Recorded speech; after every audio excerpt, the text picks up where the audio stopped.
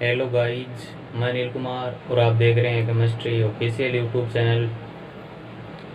आज हम स्टार्ट करने वाले हैं आरएनएस इक्वेशन, जो कि एग्ज़ाम पॉइंट व्यू से वेरी इंपॉर्टेंट है। यहाँ से 10 मार्क का क्वेश्चन आता है, यानी राइट शॉर्ट नोट में एक क्वेश्चन आता है।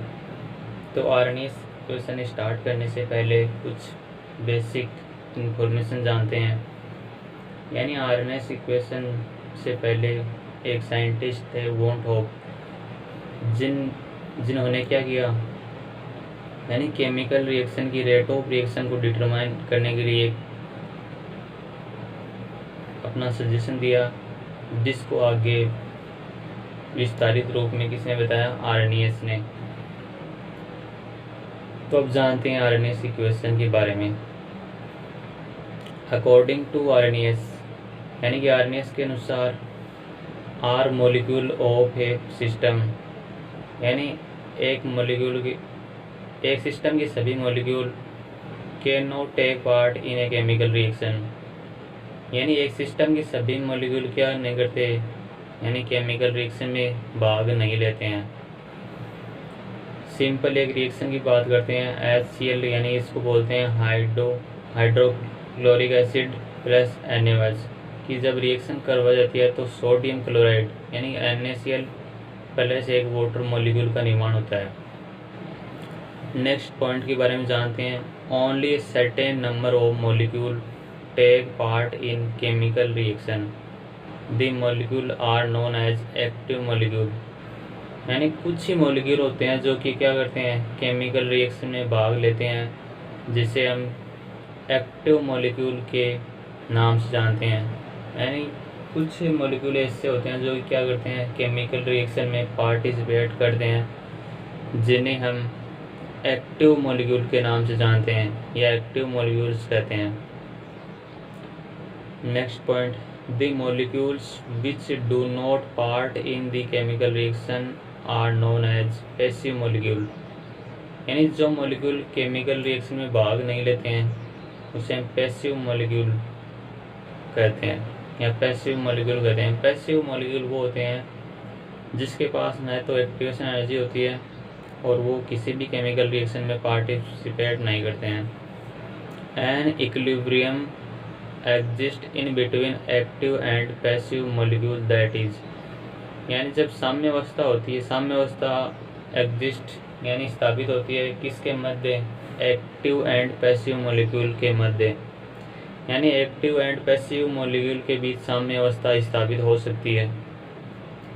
तो हम इसको इस प्रकार से लिख सकते हैं, एम मतलब मॉलिक्यूल, यानी M active molecule equal to M passive molecule, यानी एक्टिव एंड पैसिव मॉलिक्यूल के बीच इक्विलिब्रियम स्टेट एग्जिस्ट हो सकती है, एग्जिस्ट होती है।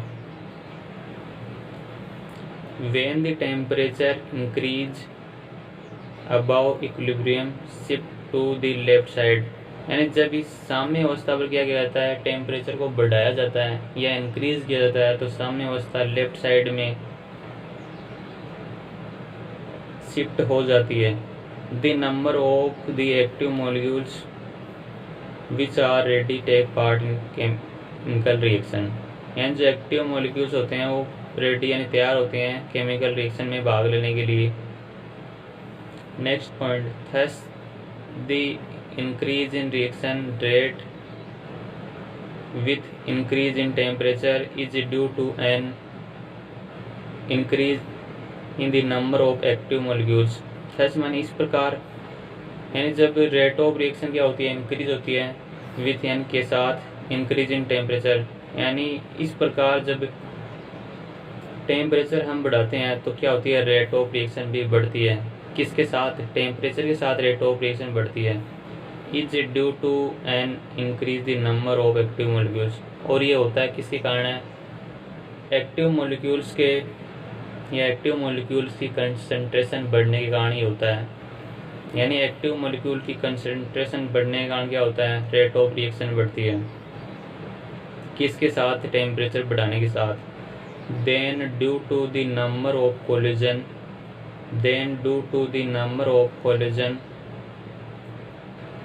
कोलिजन के कारण So the basic concept of Arrhenius theory is that the passive molecules becomes active due to the absorption of heat। यानी ऐसा किसके कारण होता है? आर्नियस जो बेसिक कंसेप्ट है ये बोलता है कि जब एब्जॉर्बेशन ऑफ हीट एनर्जी के कारण क्या होता है, एक्टिव यानी पैसिव मॉलिक्यूल्स एक्टिव मॉलिक्यूल्स में कन्वर्ट हो सकते हैं। Consider the following reversible reaction, यानी फॉलोइंग रिवर्सिबल रिएक्शन को कंसिडर करके हम आर्नियस इक्वेशन को डेराइव करते हैं। तो देखते हैं बेसिक इक्वेशन है या बेसिक रिएक्शन या रिवर्सिबल रिएक्शन बोलते हैं इसको। ए प्लस बी रिवर्सिबल रिएक्शन वो होती है जो दोनों डायरेक्शन में कंप्लीट हो सकती है। यहाँ पे रेट कांस्टेंट K1 और K2 यहाँ प्रोडक्ट के रूप में बन रहा है C प्लस D, ये प्रोडक्ट है ये reactant. Rate of forward reaction यानी फॉरवर्ड रिएक्शन को हम RF से डिनोट कर रहे हैं। RF इज डायरेक्टली प्रोपोर्शनल होता है A की कंसंट्रेशन और B की कंसंट्रेशन, यानी ये रिएक्टेंट की कंसंट्रेशन है। जब यहाँ से प्रोपोर्शनल यानी समानुपाती का स्थिरांक हटाएंगे तो एक कांस्टेंट आएगा, तो लिख देंगे RF equal to K1 concentration of A और कंसंट्रेशन ऑफ B, यानी यहाँ पे K1 क्या है, रेट कांस्टेंट। फिर इसी प्रकार हम जान लेंगे rate of backward reaction. Backward reaction को हम RB से डिनोट करते हैं और इसको हम डायरेक्ट लिखते हैं RB बराबर K2 कंसंट्रेशन ऑफ C और कंसंट्रेशन ऑफ D। K2 यहाँ पे रेट कांस्टेंट है, किसका है, वो भी बैकवर्ड रिएक्शन का।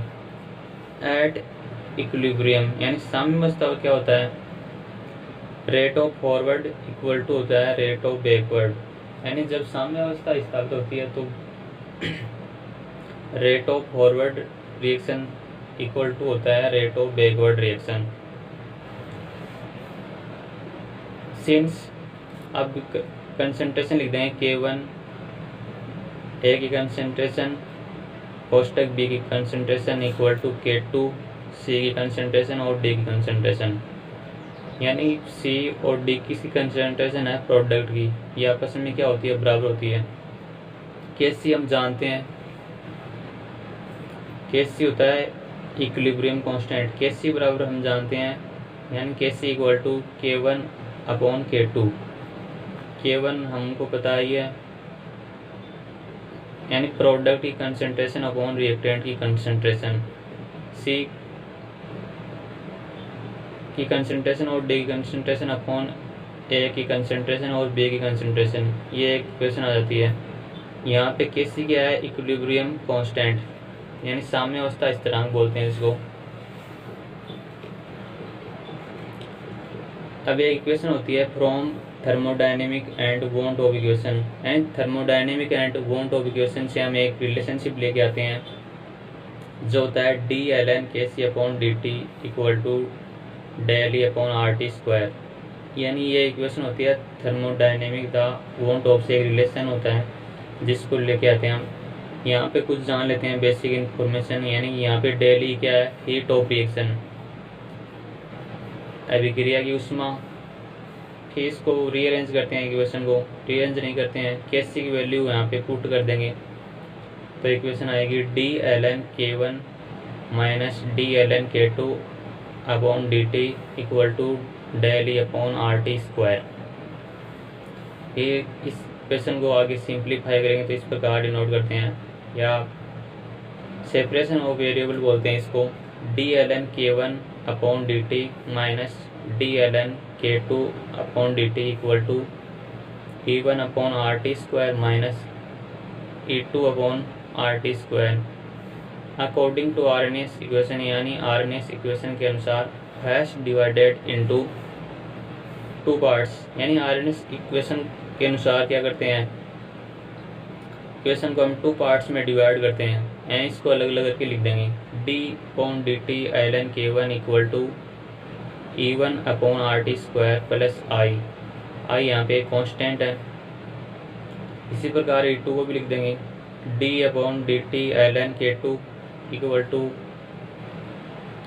E2/RT² प्लस आई यहाँ पे कोई कांस्टेंट है या इक्विलिब्रियम कांस्टेंट बोल सकते हैं इसको। आई की वैल्यू क्या भी हो सकती है, 0 हो सकती है, यानी कि ये टेम्परेचर पर निर्भर नहीं करती है, यानी इंडिपेंडेंट ऑन टेम्परेचर। टेम्परेचर इस पर मान निर्भर नहीं करता है, किसका मान, आई का मान टेम्परेचर पर निर्भर नहीं करता है। फिर यदि आई का मान 0 हो गया तो इसको नेगलेक्ट करते हैं और इक्वेशन को एक बार दोबारा से लिखते हैं, d/dt ln K1 = E1/RT²। इसी प्रकार d/dt ln K2 = E2/RT²। अब ये दोनों इक्वेशन है, बोथ इक्वेशन या बोथ अबाउ इक्वेशन में भी रिटर्न एज, जो दोनों इक्वेशन है इसको हम निम्न प्रकार से लिख सकते हैं। किस प्रकार से लिखेंगे वो आगे देखते हैं। जो पीछे इक्वेशन दी हुई है उसको क्या करते हैं, मर्ज करते हैं, तो एक न्यू इक्वेशन हमारे को प्राप्त होती है, d/dt ln K = E/RT²। इस इक्वेशन में क्या करते हैं, रीअरेंज करते हैं, यानी इस dt को इधर भेज देते हैं ताकि क्या हो सके, इस इक्वेशन का इंटीग्रेशन हो सके। तो d ln K = E/RT².dt। तब इस इक्वेशन में क्या करते हैं, इंटीग्रेशन कर देंगे, तो इंटीग्रेशन का साइन लगा देंगे, d ln K = E/RT² और dt। जब d ln K का इंटीग्रेशन करते हैं तो इंटीग्रेशन होता है इसका ln K = -E/RT plus ln A। ये इंटीग्रेशन का साइन है। अब इस ln को इस साइड में लेके आते हैं, ln K minus ln A = -E/RT। फिर हम नेक्स्ट बात करते हैं, ln K/A = E/RT। इसी प्रकार जब ln को हटाते हैं या रिमूव करते हैं तो K/A = E/RT। फिर इक्वेशन में रीअरेंज करते हैं तो K = E/RT। इसको आरएनएस इक्वेशन बोलते हैं। The above equation known as Arrhenius, where energy E activation energy, so we can write। जब आरएनएस इक्वेशन को किस में एक्टिवेशन एनर्जी के टर्म में लिखते हैं तो इस प्रकार लिख सकते हैं, जो आप देख पा रहे हैं, K = E/RT। कुछ जान लेते हैं यहाँ पे, यानी एक क्या यहाँ पे फ्रीक्वेंसी फैक्टर बोलते हैं इसको, R गैस कांस्टेंट है, T एब्सोल्यूट टेम्परेचर है, K कांस्टेंट है।